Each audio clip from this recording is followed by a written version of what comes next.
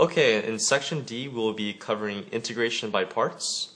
So right here we have the integration by parts formula, which is the integral of u with respect to v, or dv, which equals u times v minus the integral of v times du. Now, in case you're wondering how we got this formula, the parts formula stems from the equation for the derivative of a product, which is d of dx times uv, which will equal u dv dx plus v du dx. And then after integrating both sides, this is the equation that is formulated.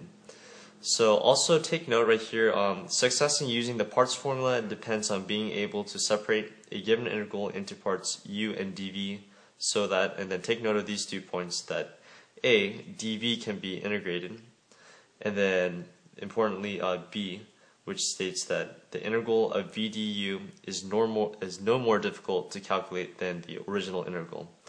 Now, in some really special cases, this doesn't always apply, because you'll see in the next example a case that doesn't exactly follow this rule.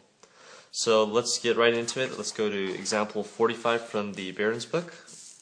Right here we have the integral of e to the x cosine x of dx. So we're gonna use the parts formula right here. So we're gonna set u equal to e to the x, which is one part of the integral right here, and then we're gonna set dv equal to cosine x dx. As noted before in section D right here, looking back at letter A right here, we want to make sure that dv can be integrated. So by choosing something easy like cosine x dx, we can make some progress. So right here we have u equals e to the x, so we're going to take the derivative, so du is equal to e to the x dx, and then v, which is quite simply integrated, sine x.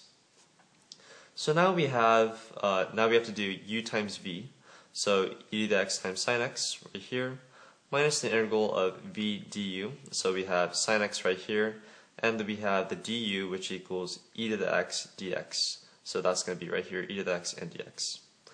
Okay, so as noted before, we said that we want to try to simplify we want to make sure this part's as simple as possible. So in this case, we still can't integrate this. So you think it's more complicated, but this is actually a big step in solving the problem. So we're going to actually do the by parts formula one more time for e to the x sine x dx. So doing it once more, we're going to set u equal to e to the x, and then du equals e to the x dx, doing the differentiating, and then we have dv equal to sine x this time, and of course dx, and this time we're going to get v equal to negative cosine x. So now looking back at the original integral right here, we have the I equals e to the x sine x minus the integral of e to the x sine x dx, so that's pretty self-explanatory right here. But now that we simplified this integral by doing by parts again, we get e to the x times negative cosine x right here, so negative e to the x cosine x, plus we have the integral of v du, so we have e to the x cosine x dx. Take note that the negative has canceled out with the negative right here in the original by parts formula, so now it's positive. And now after that we can simplify. The integral equals e to the x sine x plus e to the x cosine x. And then take note right here, we have the minus and plus obviously becomes, a plus sign becomes a minus.